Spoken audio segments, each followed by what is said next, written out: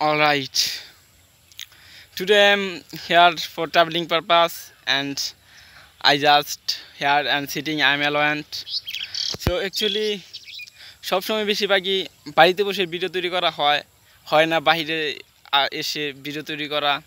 And আজকে আমি আসলাম আসলে একা একা আসা মানে একা একা আসতে মন চায় না। সো আমি আজকে চিন্তা করলাম যে একা একাই ঘুরে আসি, যেহেতু সবাই ব্যস্ত এই সময়, এখন ধান কাটার সিজন, যেহেতু সবাই ব্যস্ত যে যার মতো। সো একাই এদিকে চলে আসলাম ঘোরার জন্য। বললাম একটু ঘুরেও আসি, আর একটা ভিডিও তৈরি করতে পারলে ভিডিও তৈরি করে নিয়ে আসবো। সো যা বলতে চাচ্ছি কাইন্ড অফ এরকম যে আপনি যদি জীবনে কিছু করতে চান, তাহলে আপনাকে কখনো পারফেক্ট সময়ের জন্য অপেক্ষা করা যাবে না। সময় কখনো আসবে না পারফেক্ট হয়ে, আপনাকে পারফেক্ট তৈরি করতে হবে সময়কে। সো আমরা অনেকেই পারফেক্ট সময়ের জন্য অপেক্ষা করি, কখন সময়টা আসবে, কখন আমি আমার জিনিসটি স্টার্ট করতে পারবো। কাইন্ড অফ আমি ইংরেজি শিখতে চাই, কখন আমি ইংরেজিটা শুরু করতে পারবো, কখন আমি ইংরেজি শেখাটা শুরু করতে পারবো। এরকম করতে করতে আর শুরু করাই হয় না কেন? কারণ আমরা পারফেক্ট সময় পাই না, আর পারফেক্ট সময় আসবে কখন এটাও আমরা জানি না। সো এভাবে আর শুরু করা হয় না। এটাই আমাদের হয় সবচেয়ে বড় ভুল। এটাই হয় আমাদের সবচেয়ে বড় ভুল।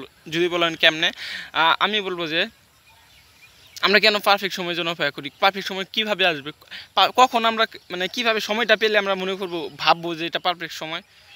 আসলে এটাও আমরা জানি না। ইয়াস। সো এগুলা নানা ধরনের ছুতা দিয়ে যদি আমরা এখন এই মুহূর্তে থেকে মানে যতই ব্যস্ত থাকি, যত যাই করি, সেগুলোকে বাদ দিয়ে আমাদের যেটা গোল করেছি, যেটা আমরা করতে চাচ্ছি, যেটাই আমরা বুঝতে পেরেছি যে এটা আমরা নাগাদার করতে পারলে আমাদের ভবিষ্যৎ অনেক সুন্দর, আমাদের দ্বারা কিছু একটা হবে ইন ফিউচার। সো এখন থেকে আমাদের শুরু করা উচিত, রাইট নাও। ইয়াস। সো পারফেক্ট সময় কখন আসে না ভাই, পারফেক্ট সময়কে তৈরি করতে হয়। কীভাবে তৈরি করতে হয়? আপনি নানা ব্যস্ততার মাঝে থেকে কীভাবে আপনার পারফেক্ট সময়টাকে না মানে পারফেক্ট সময় আসার অপেক্ষায় না থেকে কীভাবে আপনার ব্যস্ততার সময়ের মাঝে আপনি আপনার কাঙ্ক্ষিত কাজটা শুরু করতে পারবেন, এবং আপনি কী হতে চান ফিউচারে সেটা নির্ধারণ হয়ে যাবে যদি আপনি এখন শুরু করতে পারেন আপনার নির্দিষ্ট কাজটা। এনওয়ে, অনেক কথা বললাম ওয়ান অফ দ্য দিস টপিকে, এই টপিকে। সো যদি অ্যানাদার টপিক আরেকটা টপিক আমি কথা বলতে চাই, মানে সংক্ষেপে এরকম হবে যে আমরা অনেকেই চাই যে কিছু একটা শিখিব, মানে পড়াশোনা হোক, কাজ হোক, অথবা আপনি হয়তো বেকার। এই তিন রিজন মানে তিন ক্যাটাগরি মানুষ, বা হতে পারে অন্য ক্যাটাগরির মানুষ আপনি হতে পারেন। সো মূল কথা হচ্ছে আমার ব্যস্ততার মাঝে কীভাবে আমরা আলাদা কিছু শিখে পার্ট টাইম হিসেবে বা 1-2-3 ঘন্টা সময় দিয়ে সেই কাজে আমরা কীভাবে আয় করতে পারি বা কিছু একটা শিখতে পারি। সো শুনেন, আমি একটা ফার্স্ট কথা বলতে চাই এই বিষয়ে। এরকম যে আমরা যদি কিছু শিখতে চাই, ফার্স্ট অফ অল আমাদের দিতে হবে বেশিরভাগই সময়, মানে 6-7-8 ঘন্টা করে প্রতিদিন সময় দিতে হবে মিনিমাম। আপনি বলতে পারেন অদ্ভুত কথা বলতেছো ভাই তুমি, এরকম কেন?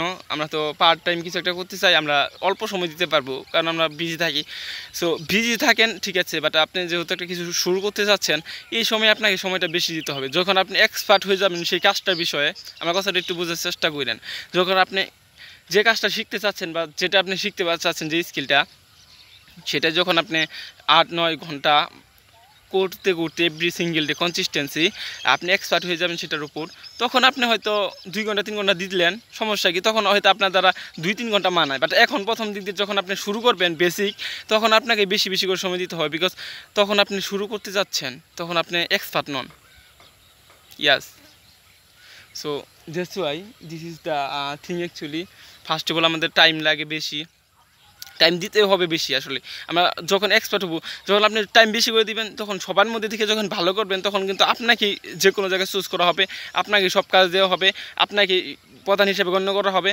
সো আপনি যখন প্রধান হতে পারবেন, তখন কিন্তু আপনি এই কাজটা বা কিছু করার কোনো স্কিলে সব দিক দিয়ে ফার্স্ট থাকবেন। আর যখন ফার্স্ট থাকবেন, তখন আপনি ওটা আমাদের মাস্টার হয়ে যাবেন। ইয়া সিম্পল।